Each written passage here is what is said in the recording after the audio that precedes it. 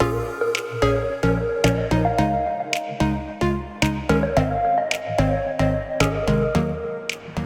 there, Dan Frulani here, and welcome back to a new video. If you're new to this channel, consider subscribing. If not, just hit the like button. Well, today I went out with two of my three cameras. In this case, the Canon EOS R and the Canon 90D, because I wanted to show you what you can get, what they look like for vlogging with a very budget setup, like with the Canon EF-S 10-18mm, the Rode Videomicro, and the Joby Gorillapod. So which one should you get for vlogging? I'm gonna show you something. I'm gonna start from the beginning, since when I went out with the 90D. Let's see it from the beginning after the intro.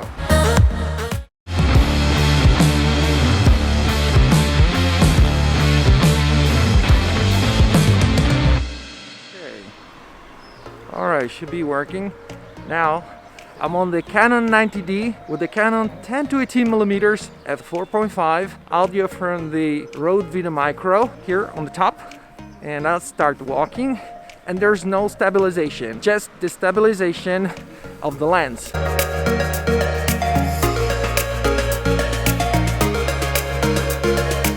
Now I'm going to activate the electronic stabilization. Let's see what happens.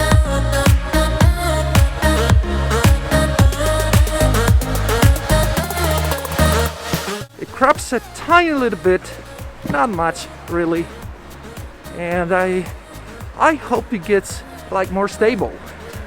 Let me know what you think about it. So leave a comment down below and hit the like button and subscribe if you aren't already, and check the links in the description to see all my gear and stuff and things, everything.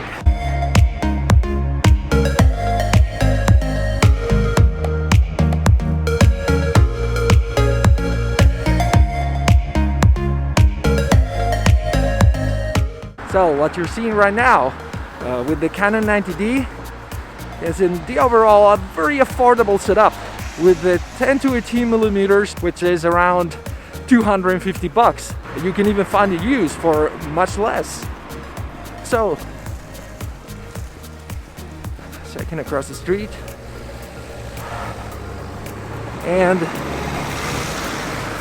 the Rode Videomicro here is around 50 or 60 bucks, even though the audio might not be the best, you know, because of this mask and bandana, but this is more or less the result you get with this setup. And forgot to mention, everything is on a Joby Gorillapod 5K f4.5, which is the maximum aperture for this lens here, the 10-18mm. ISO 100, of course. However, I'm using an ND filter. Otherwise everything would be too bright and I would have to close the aperture. If you're a vlogger, you don't need a shallow depth of field. You're not gonna get any with this lens, I tell you anyway. But I never like to close the aperture too much.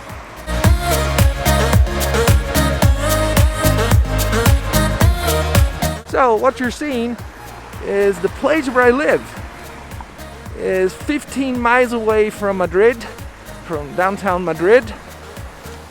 Too bad these days, you know, in general here, we're not really free to go like everywhere. But at least nobody can stop me from taking walks, as long as I wear these things, protections.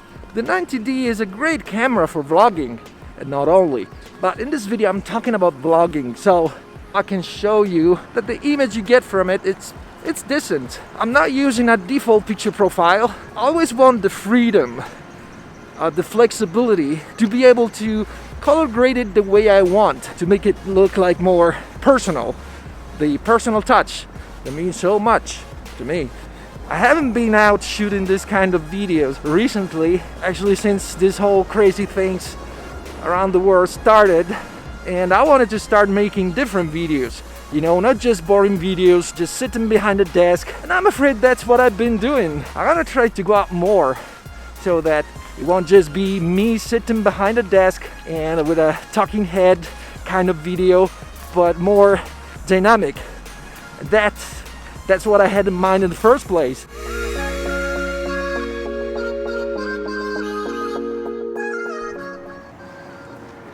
I think this is the first video where I don't show my face during the entire video.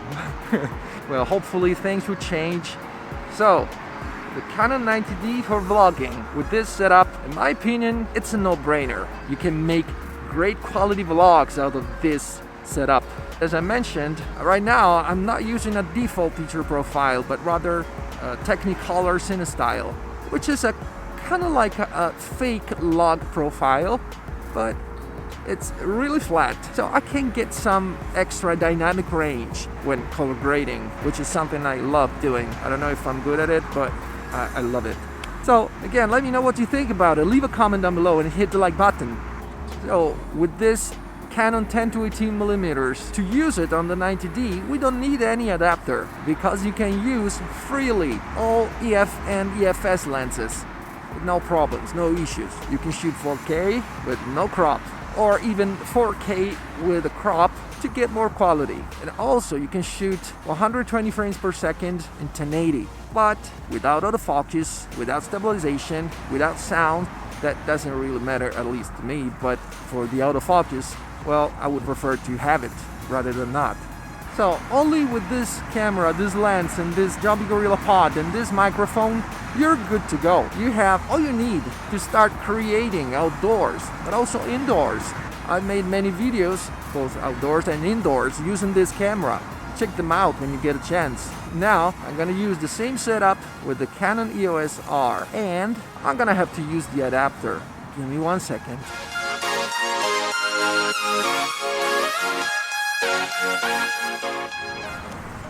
And this is the Canon EOS R with the same setup. What changes? Just that, as I mentioned, I'm using the adapter to adapt EF and EF-S lenses on the Canon EOS R, which is RF mount. This is it.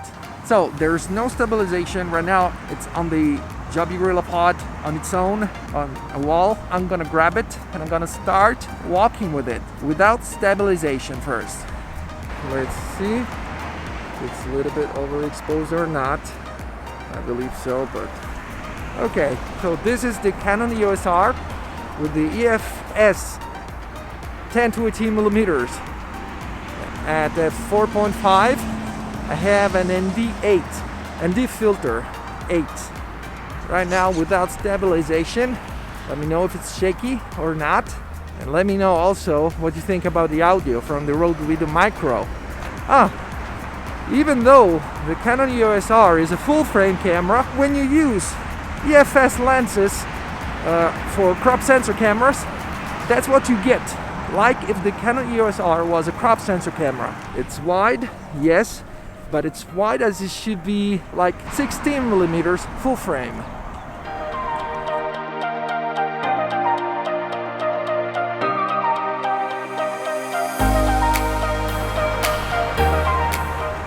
Now the electronic stabilization is on, and of course the stabilization from the lens has been on the entire time.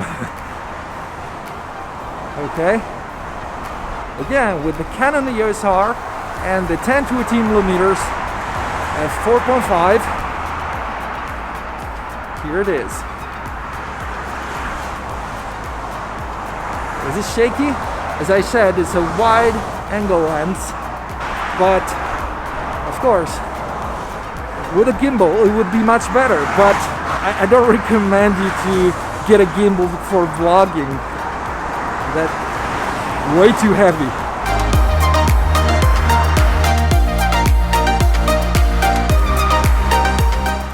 Okay, I'm gonna walk back now, and what can I say? Which one is, in your opinion, the best camera for vlogging? Let me know in the comments down below. I mean, if you're a vlogger, you need something practical, something lightweight, and the weight of these cameras is more or like the same. I mean, I don't feel any difference when holding this camera or the 90D with the same setup, with this microphone, the Rode Videomicro, and the Joby Gorillapod. It's like, it's not heavy at all. I mean, of course, if you walk around for like 2-3 hours, they might get like heavy, but so far so good. Another thing I should mention, and I think it's really important, as you have seen with the Canon 90D, when you use it, like the 10 to 18mm, you can get also slow motion. So you can shoot some awesome B-roll, you know, wide, because you can shoot 120 frames per second in 1080, which is awesome. But when you use this lens on the Canon EOS R, there's something you should know, and it's pretty important because it might be a deal breaker for many of you. You lose the ability when using EF-S lenses with the adapter on the EOS R. You lose the ability to shoot at 60 frames per second, and that goes without saying. You lose also the 120 frames per second, even though that would be 720, so that doesn't really matter, right? But if you lose the ability to shoot in 60 frames per second, you think, how do I do slow motion? Well, with this lens you can do it with something I showed in a previous video called optical flow, and you can give it a try. You can shoot like a nice B-roll slow motion, slow it down to 25%, and if you're careful when you're shooting, you get some decent B-roll, I guarantee you. Check out my previous video about it here in the link.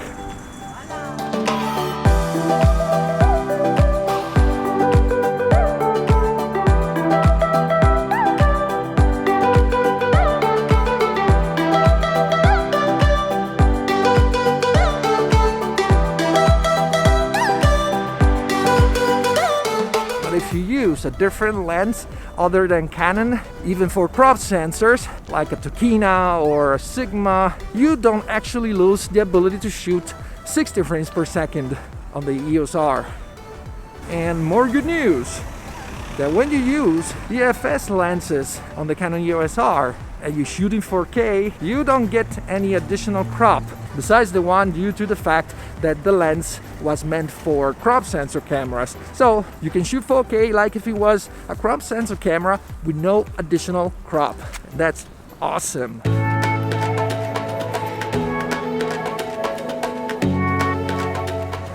So, which one should you get? Which one is better? Again, well, it depends, because I'm telling you, for vlogging, they're both wonderful cameras. Well, if we talk about dynamic range, the Canon EOS R has an advantage here because of the C-Log, because it's much easier to recover something that's blown out in the highlights if it's shot on a C-Log. And I mean, if you shoot with the 90D, you can try, but if you use a default picture profile, you're not gonna recover anything in post. What's lost, it's gone forever. I mean, the highlights and shadows, of course. What else? If you use Technicolor CineStyle, it gets better, yeah, definitely. But to make it short, for what concerns dynamic range, the EOS R is better. If you just wanna do vlogs, I don't think you need the EOS R. I mean, unless you also do photo shootings and you want to shoot something more cinematic, which is something you can do also with the 90D, by the way. Just in my opinion, the EOS R does it better, or at least different. Right now I'm walking where I usually come for jogging. I haven't been jogging a lot this period. I feel like I'm not even remotely in shape. Just work out with the weights. Another difference between the two cameras is one is a DSLR, the 90D, and the other is a mirrorless camera. The 90D is a crop sensor camera with a 1.6 crop, and the Canon EOS R is a full frame camera. Again, as you have noticed, it depends on the lens you use, because if you use a lens for full frame cameras, you see it full frame on the EOS R and cropped on the 90D, of course. And it's true also the other way around. If you put the lens for crop sensor cameras on the EOS R, it's gonna crop just like if the EOS R was a crop sensor camera. So which one would I pick? Well, for me, I'm in love with the EOS R, even though the 90D is not bad at all.